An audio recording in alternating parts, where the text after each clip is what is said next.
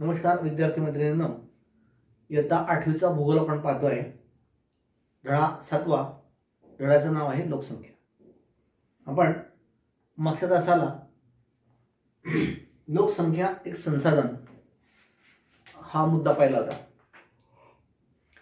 संसाधन म्हणजे साधन संपत्ती.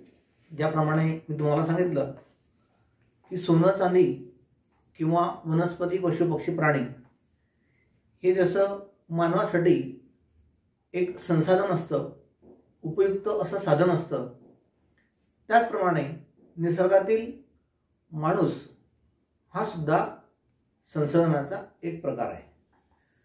म्हणजे लोकसंख्या हे एक संसाधन आहे. एखाद्या भागामध्ये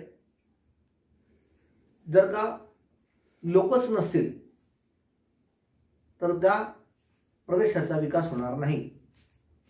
परंतु ते जे लोक आहे ते लोक असून पण फायदा नाही जर त्यांच्याकडे गुणवत्ता नसेल तर.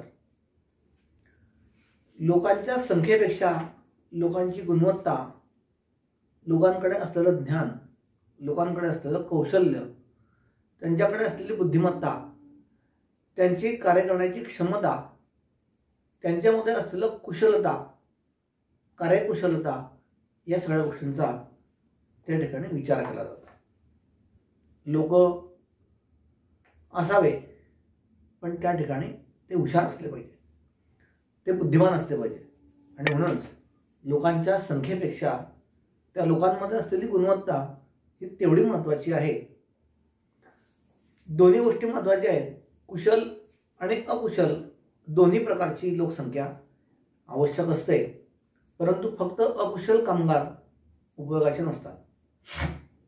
म्हणून एखाद्या भागात, एखाद्या प्रदेशात, एखाद्या राज्यात जर का लोकांची संख्या खूप वाढली म्हणजे त्या भागाचा विकास झाला असं म्हणता येणार नाही.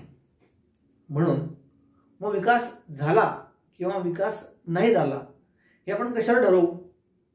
तर नेमकं त्या परिसरामध्ये किती लोक राहतात, लोकांचं जीवनमान कसं आहे, त्यांची गुणवत्ता कशी आहे, त्यांचं राहणीमान, त्यांच्यामध्ये असलेली साक्षरता, त्यांचे उद्योगधंदे किंवा व्यवसाय, शिक्षण, व्यापार, शेती, शेतीची प्रगती, या सगळ्या गोष्टींचा विचार त्यामध्ये केला जातो. लोक किती आनंदामध्ये स्वतःचं जीवन जगत आहेत. जर का ते खूप आनंदी असतील, ते स्वतंत्र असतील, स्वतःचं जे काही गरजा आहेत त्या सहज पूर्ण करू शकत असतील तर ते प्रदेश, तो भाग, ते राज्य, तो देश हा विकसित आहे किंवा प्रगतिशील आहे असं म्हटलं जातं. बरेच दशक स्थूल राष्ट्रीय उत्पन्नावरून देश हा विकसित आहे किंवा नाही हे ठरवलं जायचं. म्हणजे एकूण स्थूल राष्ट्रीय उत्पन्न, देशामध्ये असलेलं जे उत्पन्न असेल ते लोकांच्या हिश्श्यावर किती प्रमाणात येतं त्यानुसार देशाचा विकास झाला आहे. म्हणजे उदाहरणार्थ एखाद्या देशाची अर्थव्यवस्था जेवढी मोठी तो देश विकसित आहे हे पूर्वी ठरवलं जायचं. परंतु कालांतराने त्यामध्ये बदल झाला आणि लोकांचं जीवनमान, लोकांची जीवनमानाची गुणवत्ता, त्या ठिकाणी असलेल्या त्यांच्या विकासाच्या संध्या, लोकांचं स्वातंत्र्य, या सगळ्या गोष्टी विचारात घेऊन 1980 ते 1990 या दशकाच्या कालावधीमध्ये महबूब अल हक महबूब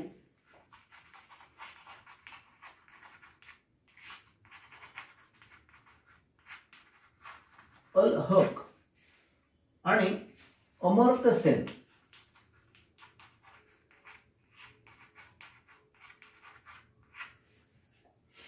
या दोघांनी मानवी विकासाचे निर्देशांक ही एक नवीन संकल्पना मांडली. मानवी विकासाचा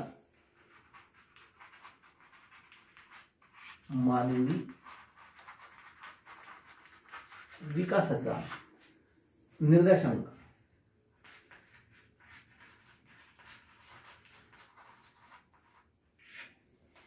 म्हणजे देशाची प्रगती ही कशावर मोजली जायची तर मानवाच्या विकासावर, देशाच्या विकासावर नाही. मानवाचा विकास किती प्रमाणात झाला, कशा पद्धतीने होत आहे आणि त्यातून मग देशाची प्रगती या गोष्टीचा विकास त्यामध्ये केला जातो. त्याला मानवी विकास निर्देशांक हा जो आहे हा दरवर्षी संयुक्त राष्ट्र विकास कार्यक्रम म्हणजेच UNDP यांच्यामार्फत प्रकाशित केला जातो.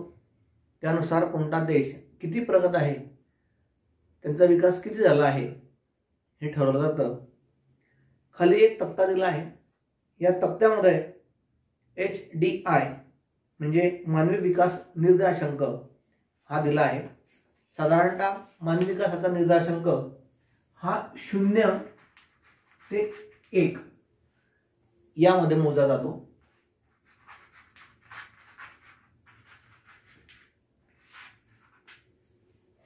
एखाद्या देशाचा विकास झाला नसेल तर तो 0 आहे आणि एखाद्या देशाचा विकास होत आहे किंवा झाला आहे तर मग 0 पॉईंट त्याच्या पुढे तो केला जातो. तो 0 पासून तर 1 पर्यंत. जगामध्ये एखाद्या देशाचा पूर्ण विकास झाला आहे, सगळ्याच बाबतीत तो देश प्रगतिशील आहे मानवी विकासाच्या बाबतीत, तर त्याचा निर्देशांक असेल 1. पण जगात असा एकही देश नाही की त्याचा निर्देशांक 1 आहे. खाली तक्ता दिला आहे. तक्त्यातील काही देशांची मी या ठिकाणी आकडेवारी वाचतो. 2-4 प्रमुख आकडेवारी, सुरुवातीच्या 1-2 आणि नंतरचे काही. हे पहा, मानवी विकास निर्देशांक क्रमवारी. पहिला नंबर आहे देश आहे नॉर्वे. मानवी विकास निर्देशांक आहे 0.949. या देशाचा विकासाचा स्तर हा अतिउच्च आहे. पण त्यांचा क्रमांक पहिला जरी असेल तर निर्देशांक मात्र 0.949 एवढा आहे. दुसऱ्या देशाची क्रमवारी आहे ऑस्ट्रेलिया 0.939. दुसऱ्या क्रमांकावर अजून एक देश आहे स्वित्झर्लंड 0.939. अतिउच्च त्या ठिकाणी विकासाचा दर आहे. तिसरा क्रमांक ऑटोमॅटिक त्या ठिकाणी गॅप पडला कारण 2 क्रमांकाला 2 देश आहे. चौथा नंबर आहे जर्मनी 0.926. पाचवा डेन्मार्क 0.925. चीनचा आहे 90वा क्रमांक 0.738. भारताचा आहे 131वा क्रमांक 0.624. पाकिस्तान आहे 147 क्रमांक 0.550 आणि 188 क्रमांकाचा देश आहे सेंट्रल आफ्रिका रिपब्लिक. देशाचा निर्देशांक विकास क्रमांक 0.352. हा स्तर एकदम निम्न आहे, खालच्या दर्जाचा आहे. आता आपण मानवी विकास निर्देशांक म्हणजे नेमकं काय याचा पुन्हा आपण विचार करू. तर आंतरराष्ट्रीय आर्थिक विकासाशी संबंधित मानवाच्या स्थितीचा अभ्यास मानवी विकास निर्देशांक या ठिकाणी मानला जातो. म्हणजे आंतरराष्ट्रीय लेवलवर मानवाचा विकास हा किती प्रमाणात झाला यानुसार हा निर्देशांक म्हणजे इंडेक्स काढला जातो.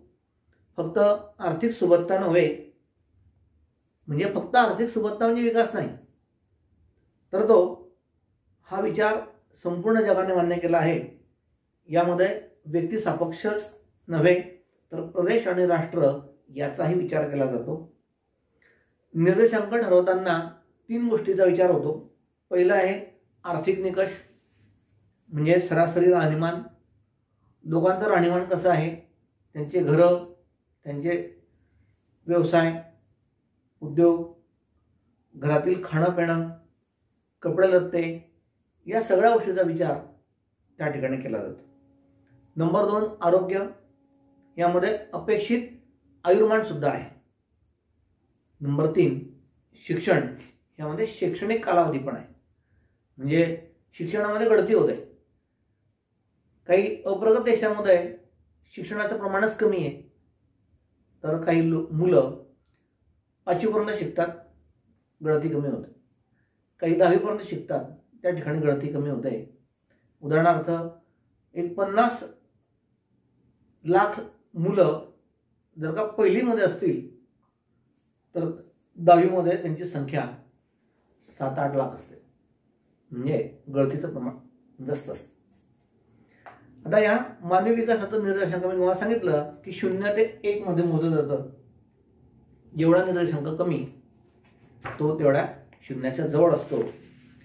पुढे एक नकाशा दिला आहे, नकाशा क्रमांक 7.5 महाराष्ट्रातील लोकसंख्येच्या घनतेचा नकाशा आहे.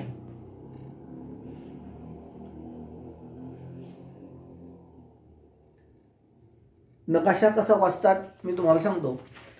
महाराष्ट्र राज्याचा नकाशा आहे, यामध्ये लोकसंख्येची घनता दाखवली आहे. खाली सूची आहे, प्रति चौरस किलोमीटरमध्ये किती लोक राहतात. 2011चा नकाशा आहे, यामध्ये गुलाबी रंग खूप डार्क आणि त्यानंतर फिकट फिकट फिकट फिकट केला आहे. जो डार्क रंग आहे तो 1000 पेक्षा जास्त लोकसंख्येची घनता. कमी डार्क 500 ते 1000, त्यापेक्षा फिकट 250 ते 500, त्यापेक्षा फिकट 100 ते 250, त्यापेक्षा फिकट 100 पेक्षा कमी लोक त्या दर चौरस किलोमीटरमध्ये राहतात, असं प्रमाण त्या ठिकाणी दिलं आहे.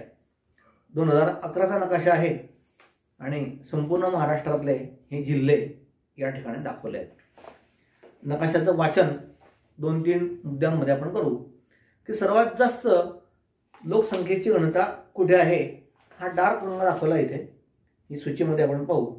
यामध्ये पालघर आणि ठाणे, तसंच पुणे आणि पालघर, ठाणे, मुंबई उपनगर जिल्हा आणि मुंबई शहर जिल्हा या भागामध्ये लोकसंख्या खूप दाट आहे, पश्चिमेकडच्या भागात.